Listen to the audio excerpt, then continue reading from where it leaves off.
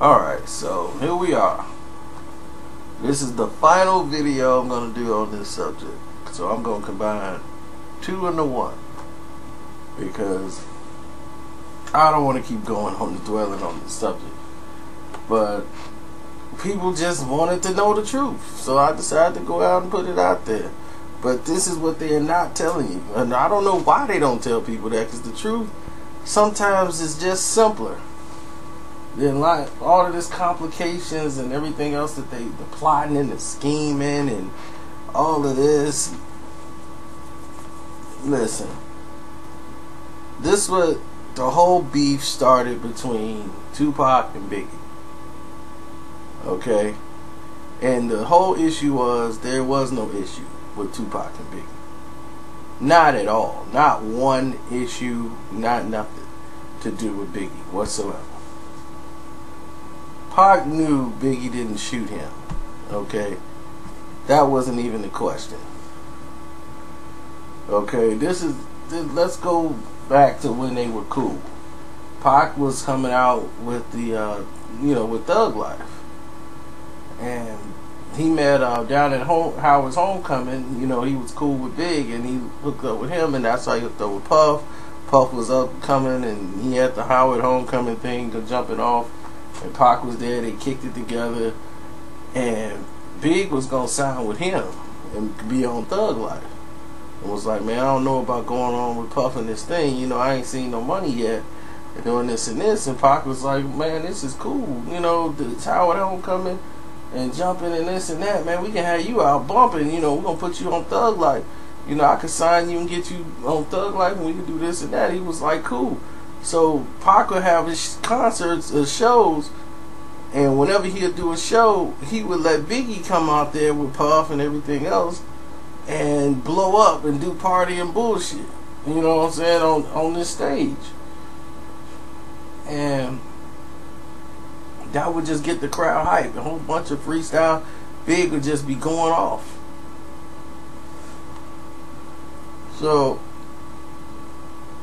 Big was gonna be a part of their Thug Life crew, and that was just it. And they was tight. Now, the reason why Tupac got in the mess that he did is because he was in the papers bragging, and he was talking about how all those rappers are under extortion by drug dealers when he was in the Daily News, and they did an interview with him. He was like, all these New York rappers, most of them are under extortion. All these drug dealers got them under extortion and doing this and that, and that rubbed some people the wrong way, and they wanted to get hands on him. So they set him up. They was like, okay, we want you to do a song with Lil Sean. Like, we're going to pay for you to come out and do a song with Lil Sean. About 7 G's, easy. He was like, okay, he going to come get this money, but all the time it was a setup for him to be robbed of all his jewelry.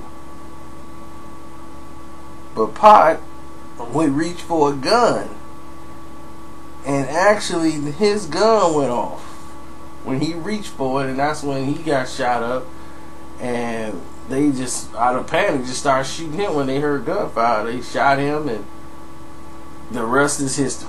Now Pac is shot, he's in the hospital.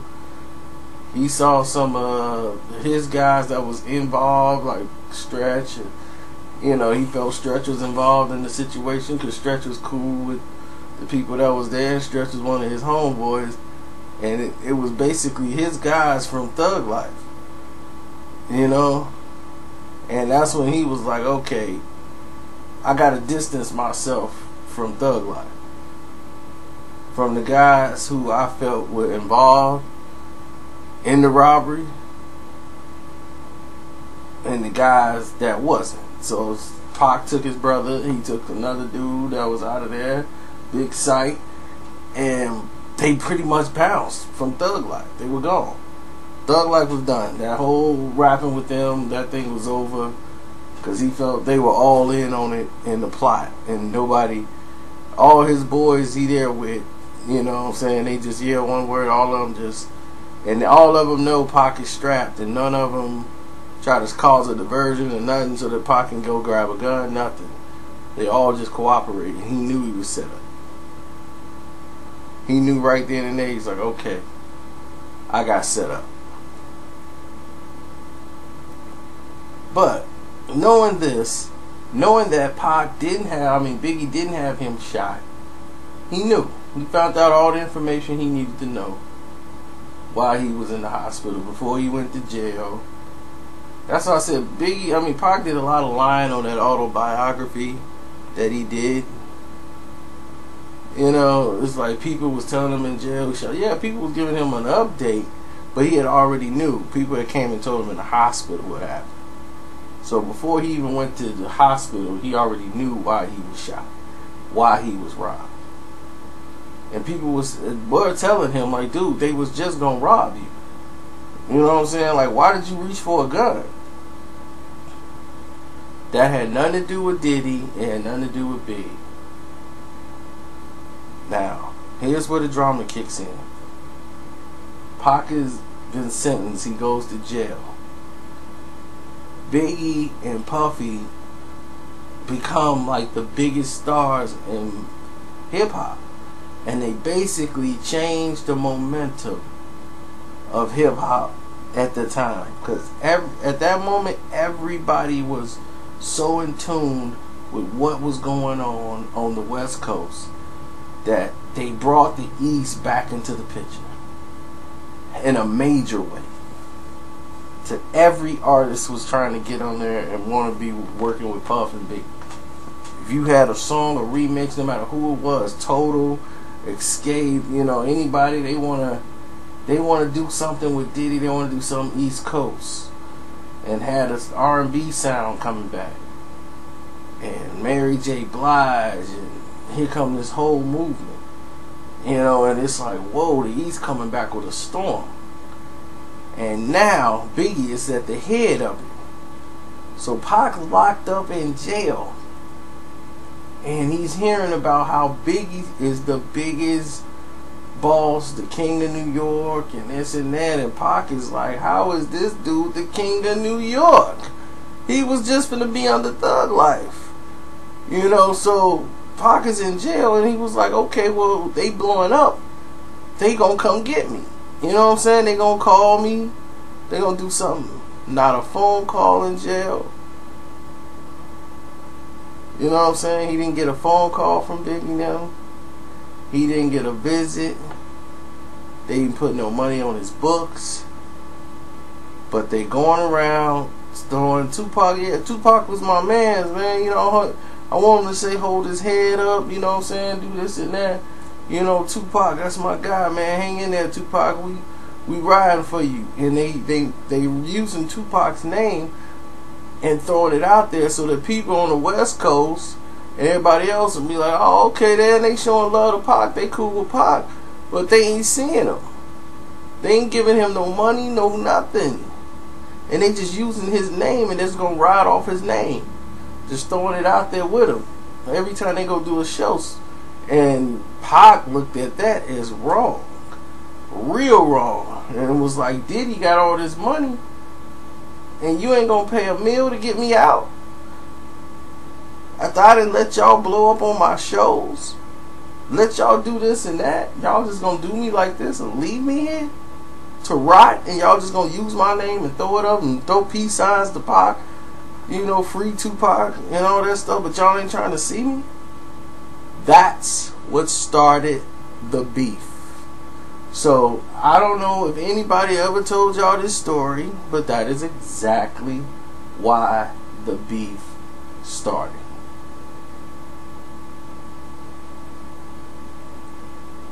Now Suge and Puff had a beef. When one of Suge's boys got killed, he blamed Puff, and ever since then they've had a problem. But before then, Death Row and Bad Boy were cool. They worked together, and there was no problems. Now, since that incident happened, they got problems. And when Suge meet up, because Suge already loved Tupac, you know what I'm saying? He paid Tupac like $250,000 just to do like 2 songs on Above the Rim. The song Pain, and then they had another song that they didn't even use. That they didn't never even make the album really. So, I mean, to 2 songs, 200. I mean, that's like an album. That's like an album salary. You get like $250,000 for that. You know, just because he knew Tupac. You know what I'm saying? It was a real dude.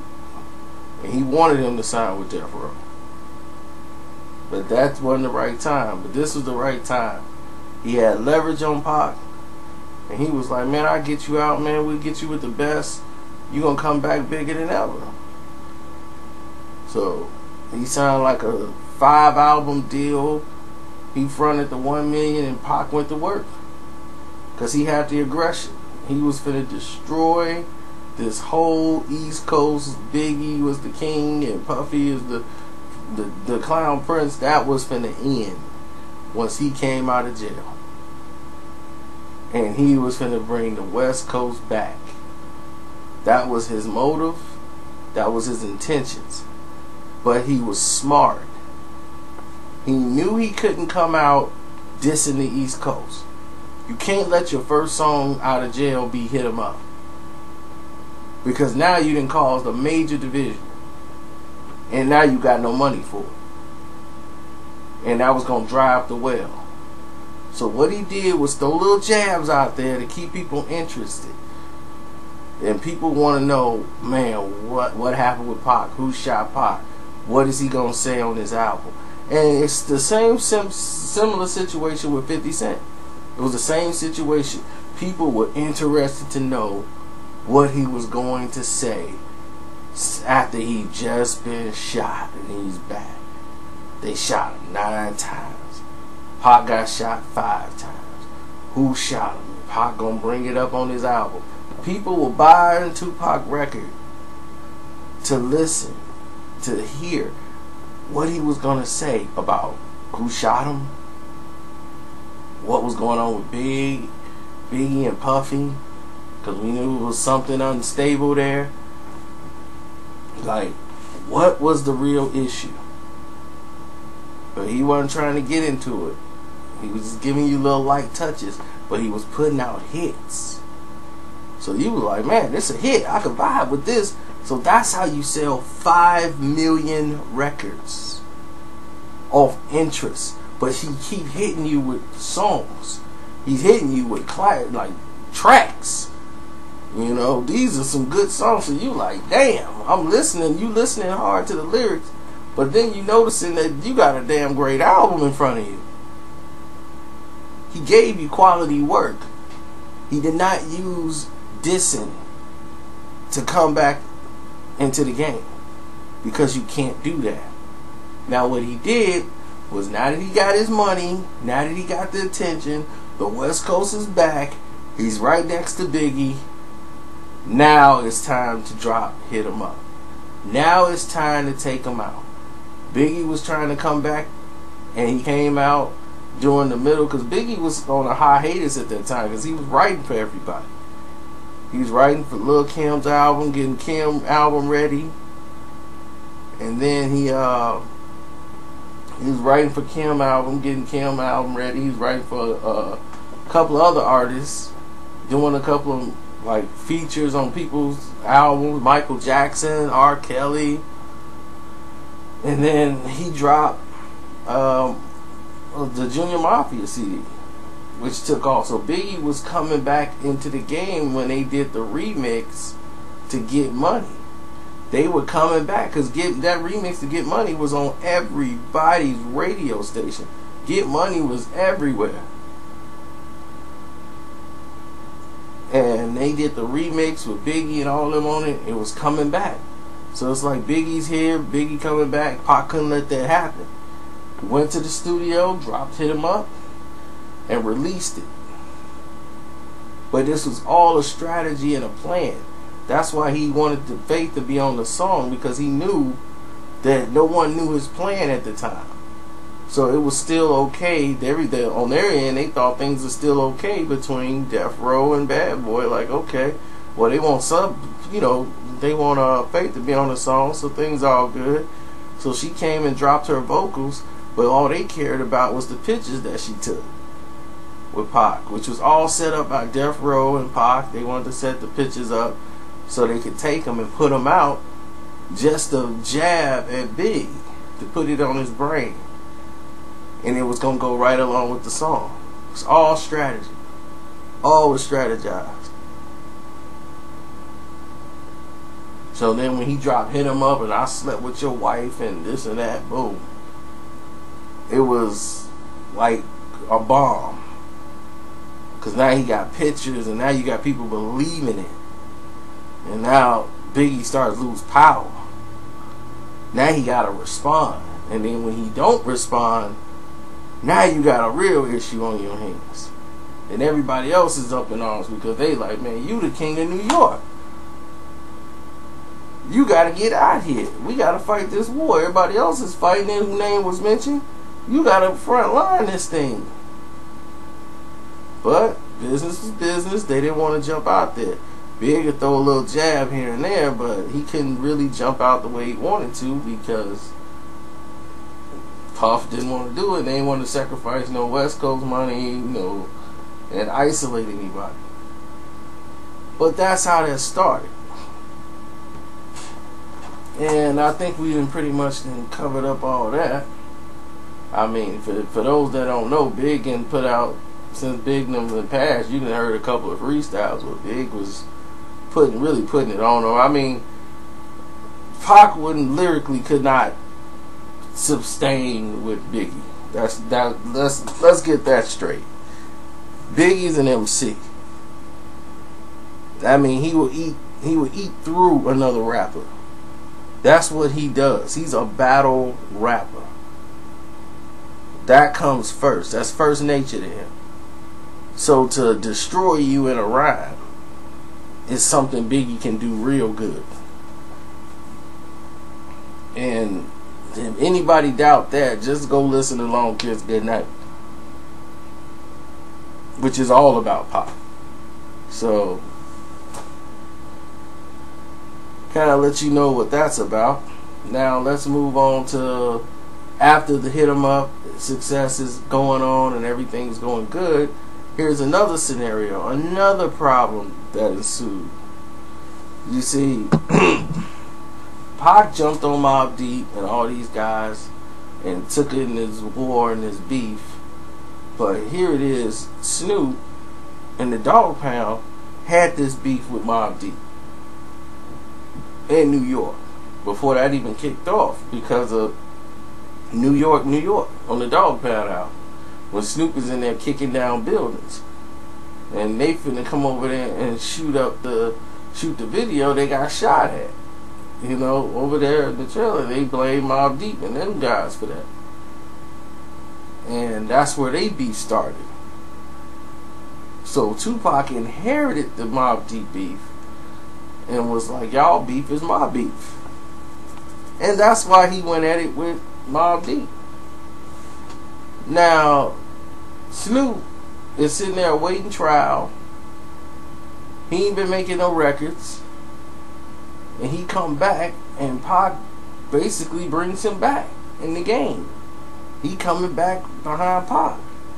But he's seeing Pac's energy, Pac's movement. They got two different energies.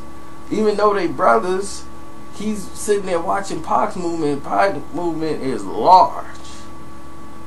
I mean, Death Row was his. The streets was his. L.A. was his.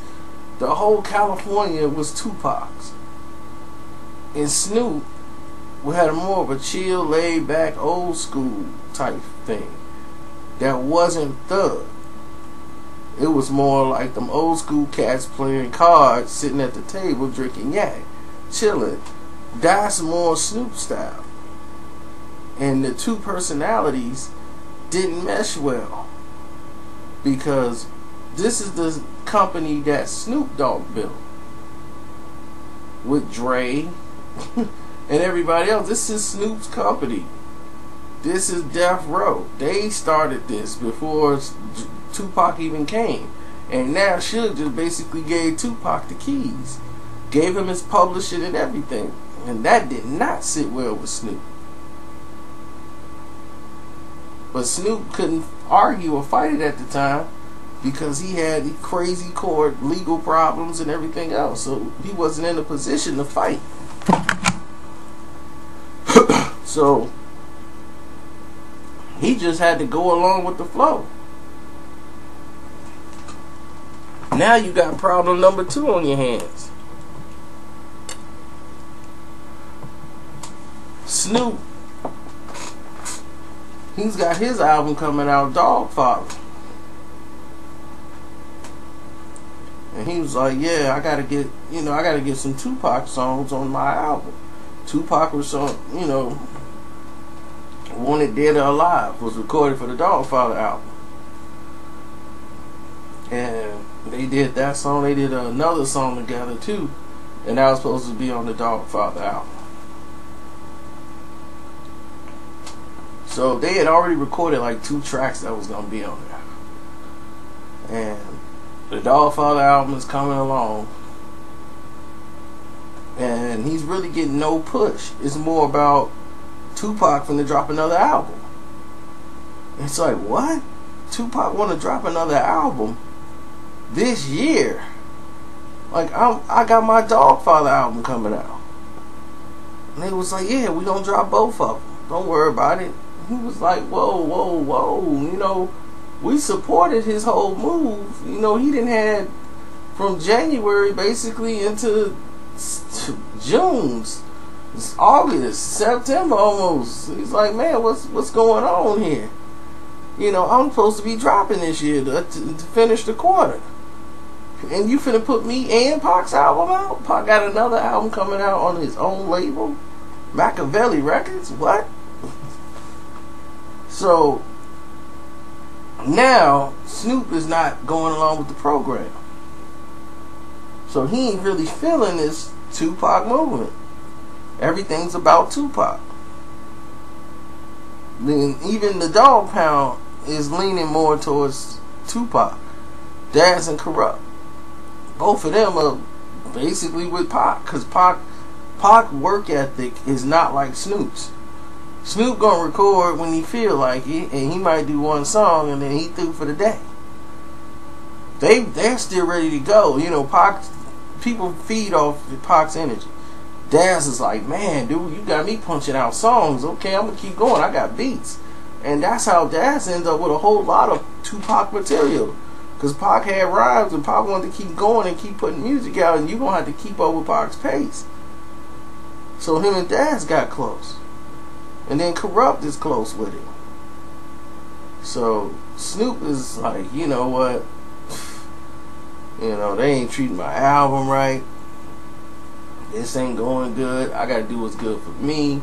This East Coast, West Coast is gonna kill my money. Pac done already waited and got money on both sides before he went and dropped the bomb and split the thing in half. So Snoop wanna go mend some of it so that he can get some money going back his way. Because he knew when he was in New York last time, he wilded out with the bat and all that stuff at the Source Awards. So he got to really come in and, clean things up. So he on the radio talking about, man, I got love for Big, I got love for Puff. And we all know the rest of that situation. And to say Snoop was jealous of Tupac, that's an understatement. Of course he was jealous. He can lie and tell you anything he wants. You can hear it in his interviews now, today. And we've been saying this from back then. Everybody, if you knew the situation, just from hearing it, you already know the jealousy was there. You already knew what was happening. And this is how dirty it got. Because after this, Tupac was through with him. Tupac didn't want to go into the MTV Awards with him. They were fighting the whole time, arguing. And Suge was like, man, come on, we got to put on a good face for Death Row. But he's like, when I get back to LA, when we get back to Cali, I don't want nothing to do with him. And he told Suge, when he was sitting over there crying about Mobb Deep shooting at their trailer, I inherited their beef, and all of a sudden you gonna team up with my enemy, and you ain't riding with me when I've been riding with you on this whole Mobb Deep thing. Like, why would they even do that? So from that point on, they won homeboys, and Snoop knew that. They wasn't talking at the Source Awards. Pac didn't want nothing to say to them. He didn't want to say nothing at the after party. He didn't want nothing to do with Snoop. He was just gonna take his pictures and be done with it. But they definitely went on speaking terms. They didn't speak on the flight back, and that was the last time he basically saw Tupac alive. It was when they went his way and Pac went his way, and they were done. And Pac got shot. Like, wasn't even too much after that. Like about a week later, the very next weekend was the fight, and Pac was shot. And he said he made his peace with him and all this stuff, but when Pac gone and all this, they maneuvering Pac songs around. So he was, hey man, I need Pac songs on my album. And then they took Wanted Dead or Alive off his Dogfather album. Suge and them did. And they was like, nah, we're gonna pull that. We gotta put Pac songs in the vault. And, you know, he was like, we gotta hold them, man, because we gotta probably make more Pac albums. We gotta do this and that. We gonna try to hold it. We got another soundtrack album coming out. They gonna want Tupac songs, you know, and we got Tupac songs. We gotta keep this moving. You know, business is coming 100 miles an hour. And Snoop was like, okay, well, that's when the money started backing up behind Snoop. Snoop was gonna be the big boy. We gotta get Snoop back. Pac gone. Snoop gotta carry the torch. So Snoop back big then, chest out. Like, they finna bag me, I'm finna get this going. He did the Dogfather. They put the budget up for the video. He wasn't really happy with the budget, but he still did it. They got the video made. They put it out. They got the tour coming out with the album. Now, Tupac Machiavelli album already came out, and it's crushing. I mean, crushing the charts. Pac had so many songs on Machiavelli that was classics that the streets were all bumping it. And Hail Mary was killing it. So when they tried to drop the Dogfather wasn't doing doggy nothing. It was just sitting there because it was too much Tupac with the Machiavelli album out. Now the album comes out and they got the tour coming. This is what Snoop does. Snoop wants to make money on the process of Tupac's death. They're promoting it, and then he's ordering a big gigantic cross. They was like, yeah, they just moved a big cross in as one of Snoop's props.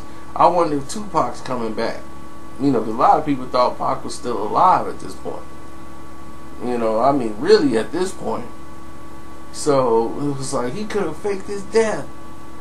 So, and he's coming back on Snoop's show, and Snoop was doing this from town to town, and then they had the radio edit. They'll go, now, tonight, the Dogfather tour with special guests tonight.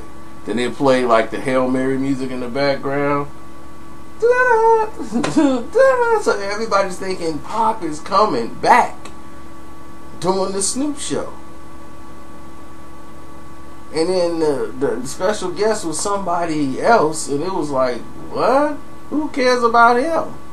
I even forgot who the special guest was. That's how terrible or non-important the guest was. It was some old washed up rapper. And it was like, that was the special guest.